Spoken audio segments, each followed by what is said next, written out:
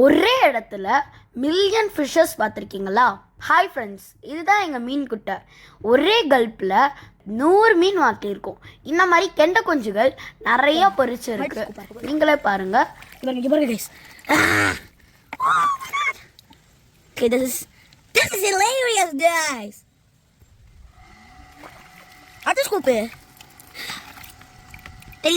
நான் ஒரு அள்ளுக்கும் இவ்வளவு வருதுன்னா அப்படின்னா இந்த குட்டை ஃபுல்லாவே எவ்வளவு மீன்கள் இருக்கணும். எவ்வளவு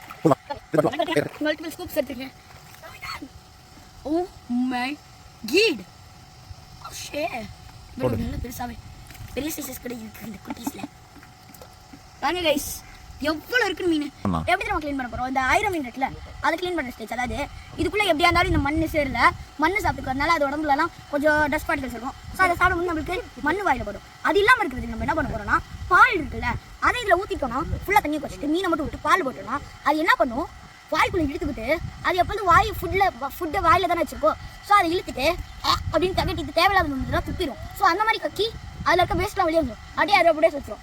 ஸோ அந்த மீன் எடுத்து நம்ம க்ளீனாக இருக்கிறத வறுத்து சிப்ஸ் மாதிரி கிரன்ச் பண்ணலாமே. ஃப்ரெண்ட்ஸ், இதுதான் எனக்கு. ஸோ இதை வச்சு நம்ம லிட்ட போகணும். Okay, I think this is not going to work. இங்க பாருங்க.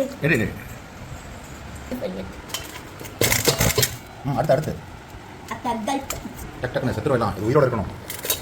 இப்போ பால் ஊற்றி கொஞ்சம் பேலன்ஸ் அப்புறம் போட்டுக்கலாம். நீந்துங்க பாலில். இல்லை பாலில் கொஞ்சம் நீந்துங்க கைஸ். பாலில் நிறைய நீந்துங்க கைஸ். கொஞ்சம் நல்லா நீந்து. இப்போ கொஞ்சம் லெமன் கொஞ்சம் அப்போ தான் பால் திறந்து வரும். ஐ பர்ன் எப்படி குதிக்குது. பால்லாம் மொரன்னு வருது. என்ன இப்படி வருது? இன்னும் நிறையாவே பண்ணலாம் கைஸ். இப்போ அந்த பால்லேருந்து எடுத்து நல்லா கொலன்னு குழப்பி அது வாமிட் எடுத்துச்சு. ஐ மீன் வயிற்றில் இருக்க எல்லாத்தையும் கிளியர் பண்ணி விட்டாச்சு. இதுக்கப்புறம் தான் மசாலா போட்டு அப்புறம் எடுத்து ஃப்ரை பண்ணணும்.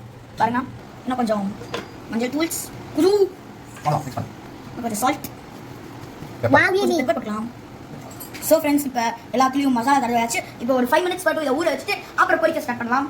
பொரிக்க போகிறோம். கொஞ்சம் இதில் பண்ணிட்டு